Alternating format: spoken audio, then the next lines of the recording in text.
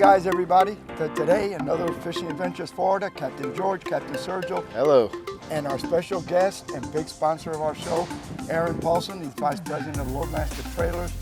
And we finally got him to sneak out of the office for a little bit and get some fishing going. Yep. And the word is he's a pretty hot fisherman. He's just very quiet about it. So Aaron, we're putting some pressure on you today. That's all right. We'll catch some fish. Well, they've been around for, what, 35 years, he said? Yep, 35 years, and my mother runs it now, and we're doing great and keeping it going. Awesome, awesome. Oop, Local company, family owned, and you got a bite. I'm getting a nibble. I'm getting a nibble. Hold on. Get it. Let's go. There it is. Bring them in.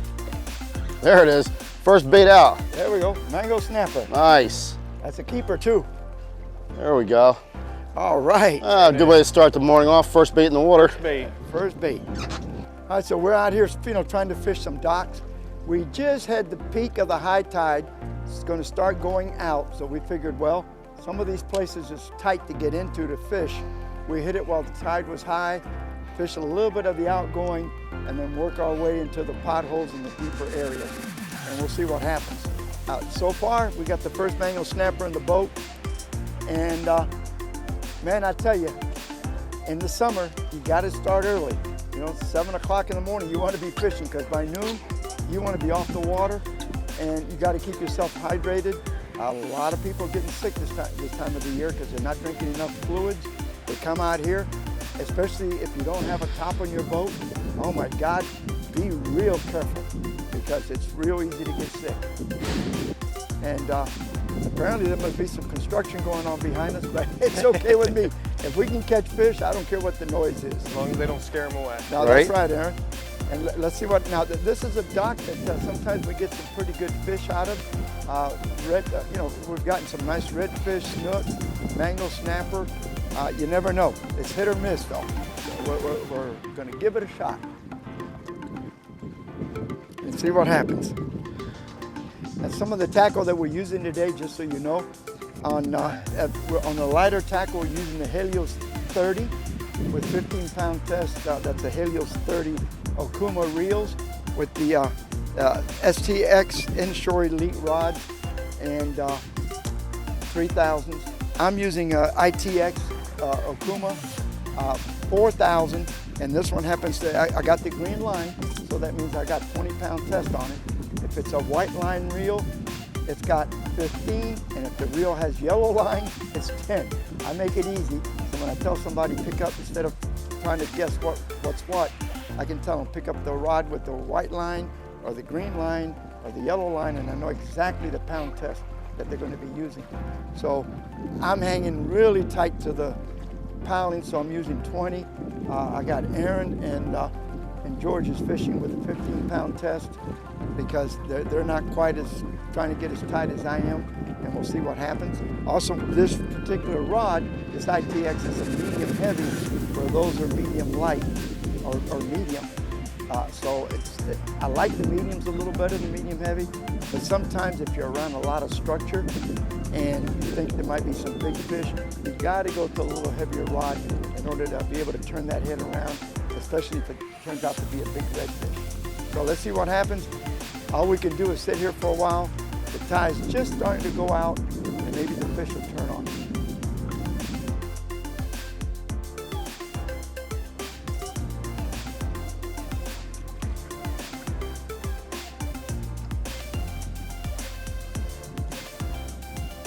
So, bite, guys, bite. Come on. Don't be bashful. We worked hard to bring you these beautiful baits. That's right. Aaron got up early. I know. Come on. I mean, show us some love. That's right.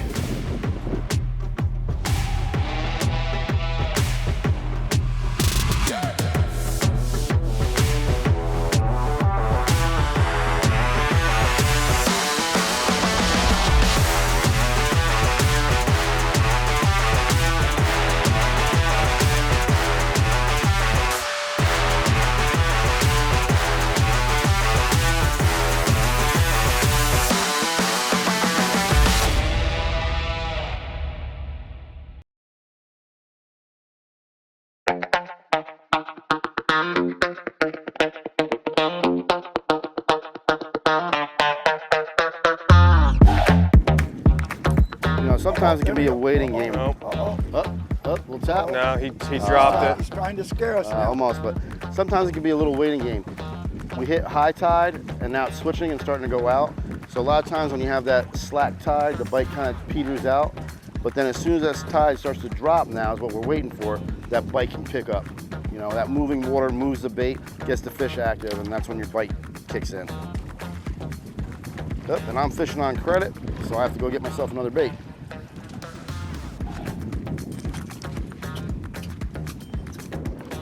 So what I just helped Aaron out with is sometimes you gotta watch. Sometimes your bait, the way it moves in the water, whatever, the hook can get twisted around to where the hook is going back into your bait, what we call double hooking the bait. And then a lot of times you can miss a fish that way because now you don't have that wide gap so that when the fish bites your bait, the hook will actually penetrate, you know, into the fish's mouth. I'm gonna get him because you're now. double hooked. The bait is actually taking all the gap up. Oh, I just got a tap, so we'll see. I'm hoping I get one now, but so always watch, you know, that your bait, if you're nose hooked, it should be hanging freely straight down. If you're belly hooked, you just want to make sure that it's not into the bait again. Show me how it's done. Come on, puppy.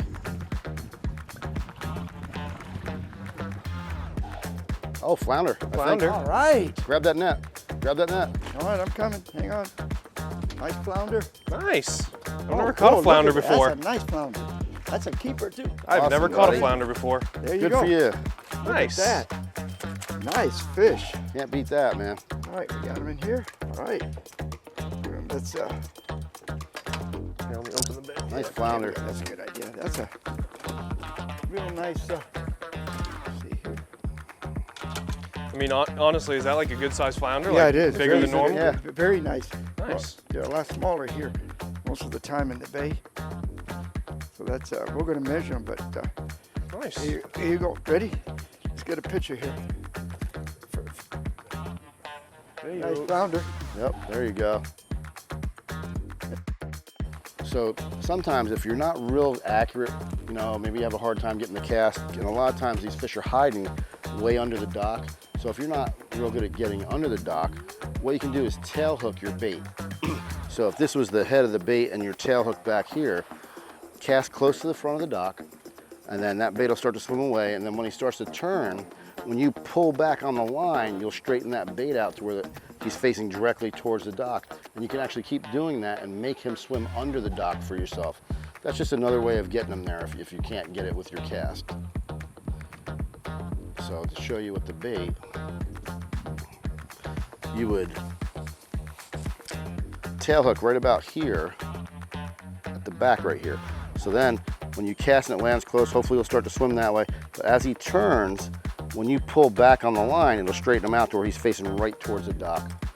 And you can actually work him. A shrimp, you can do the same thing with a shrimp also.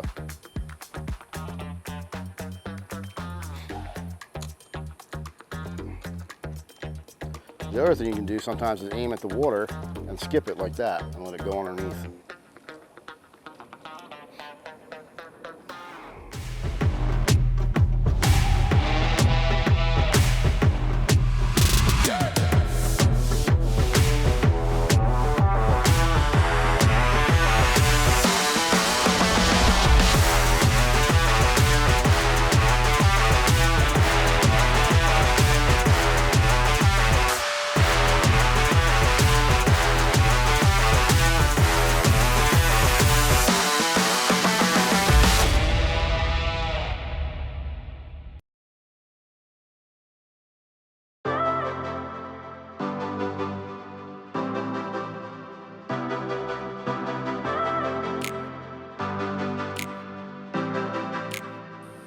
Here's a nice little, if you can find this, and a lot of the stores will carry it.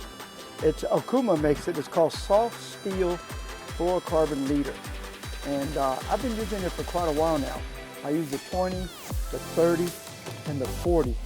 It's very good, it's very tough, very clear. But a lot of times fluorocarbon has the tendency to be a little stiff. And for some reason, this one here, and I guess that's why they call it soft steel, because it's real soft and pliable, but boy is it strong. I mean, a 20-pound in this, to me, is as strong as a 30-pound in the other fluorocarbon. And that's all I use now. I've been using it It's called soft steel. It's floral, and it's a stretch fluorocarbon. So you want a little bit of stretch in it, especially when you're using braided line. You get that big bite, like a big snook, a big redfish. You don't want them to pop that knot. You want that, a little flexibility. And remember, braided line has no flex to it.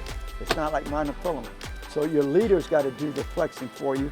And that's what I like about this one. It has a little bit of flex to it, and it's still a real tough fluorocarbon. And it's called soft steel. So anywhere you get a chance, go in and ask for it. Okuma puts it out. And the other thing too is priced real reasonable. I mean, it's priced in there with the everyday guy. In fact, in some cases, it's a little less. So look for it at your favorite tackle store. And it's called soft steel, full stretch fluorocarbon. Oh, don't let go. Come on. Oh, come on. Mango Don't be snapper bashful. bite. There you go. Come on. Little mango snapper. Oh, Oh, there's a nice catfish. Oh no, no, I don't think it's so. not. I think it's a jack. No. Oh, it's a stingray. That's funny. All right. I'm catching a little bit of everything. Little bit of everything. Not what I wanted, but they put a bend in the pole. There we go.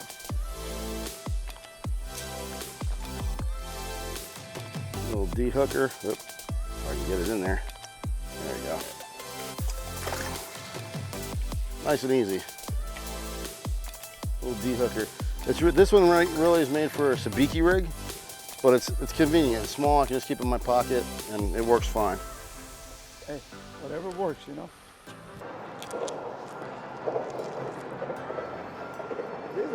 That's another nice Mangrove one, man. snapper. Oh, these are nice fish. We got dinner going on. Hey, man. All these are nice mangrove snappers right here.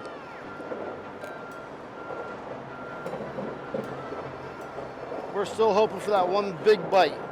Yeah, Get us a big black drum. that's right. That's why I got you guys. I want you guys to get that big black drum. I'll catch these little mangrove snapper. Hey, dinner.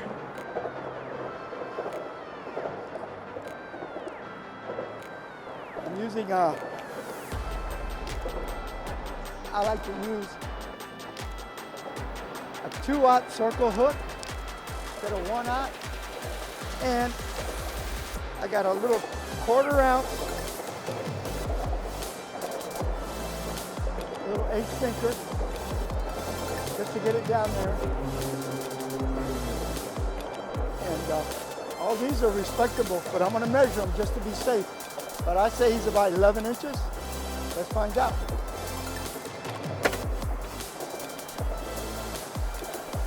All right, 11.5. Not bad.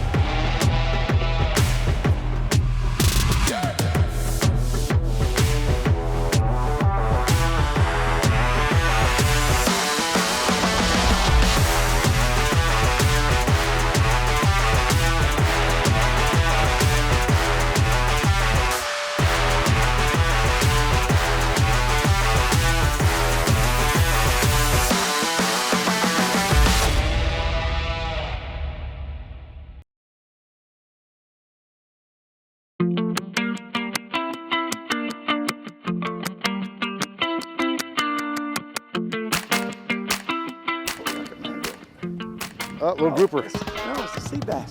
Oh, sea bass. Those are always good. Huh? Those are good. Those are good, yeah. Is it 10 inches, right? Yeah. I think this is 10. Yeah, he'll make it. Oh, yeah. Man, Aaron's gonna have some good food here today. They're so good eating now, so. All right. Over here. Oop.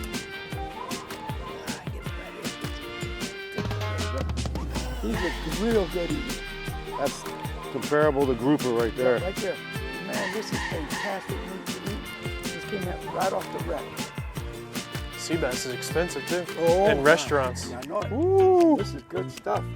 Let me measure it, see how big it is. To be on the safe side. Oh, come over here, big boy. You can't go anywhere. I gotta measure you. Come on, that boy. Slow down. Come here, Papa. He's 11 inches. So definitely take the extra 10-15 minutes when you're rinsing your boat down. Take the extra 10-15 minutes to do the trailer. Get up under there as best you can. All behind the wheel well, all behind the brake system. And a little industry secret that I know Sergio knows about is a little WD-40 will go a long way on your brake system. It will displace all the rest of that water, help it dry a little bit easier, and then when you go to use your brakes, it'll burn. It's so thin, it'll burn right up. It won't cause anything to slide or slick. But that's just a little industry secret on how to prolong your brake life and keep those things active. Now, for a while, you don't see it anymore, so I figured maybe it's just it wasn't working. They had a system where you had like a mist system that you could plug to your hose, and it was supposed to wash down all your brakes and all that. That didn't work, did it? The only thing is it doesn't get every square inch, and when you have a free hand with a hose, you can kind of get it a little bit better. It takes a little more time, a little more effort. Oh, I had a fish. Yeah, and but no, it's worth it for that extra 10-15 minutes. Get yourself a little 1-gallon bug sprayer from Walmart, and just spray it. That's just what I do. Yep, and it's worth it. Like I said, it'll make those brakes last years longer than they would if you just rinsed them with regular water. Your brakes, they're stainless, right? So we use, there's an option for stainless. Look at that, another snook. Oh, he broke me off. Broke it. That's a see and release. Yeah, that was a snook. And I was throwing over here, and he swam over there with it. And yeah. That's a mackerel. That's a mackerel, yeah. He came back. You're over me, coming over your head. Go down. Under? There, go ahead. Yeah. Oh, you're over Aaron too. It's all right. Okay. Yeah, I mean, he exploded on it. Yeah, I like when they hit like that. Yeah. He came back too, that's what was nice. Yeah. Oh man, look at the size. Nice mackerel right there. Whoa. Love that sound. Right? Okay. Whew. Oh, look at that stuff.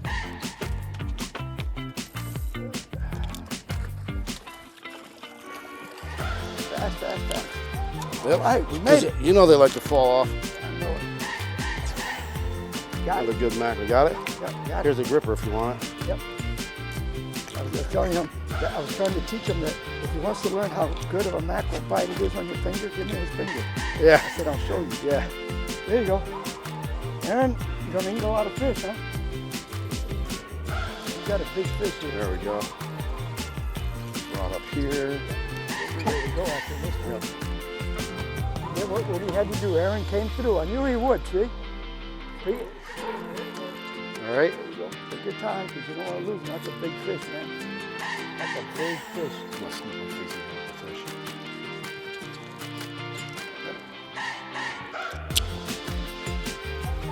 So Aaron's fighting one. We got one right here. I'm gonna grab that rod. I was just getting ready to. Yep.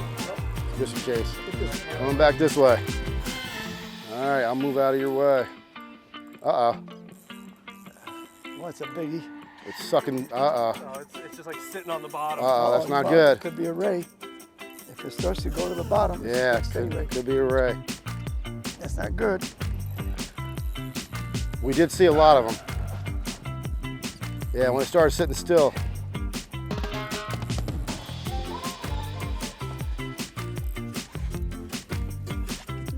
Yep, it might be a ray. We've been seeing schools of them, but Yeah, but those are calf. yeah. Calf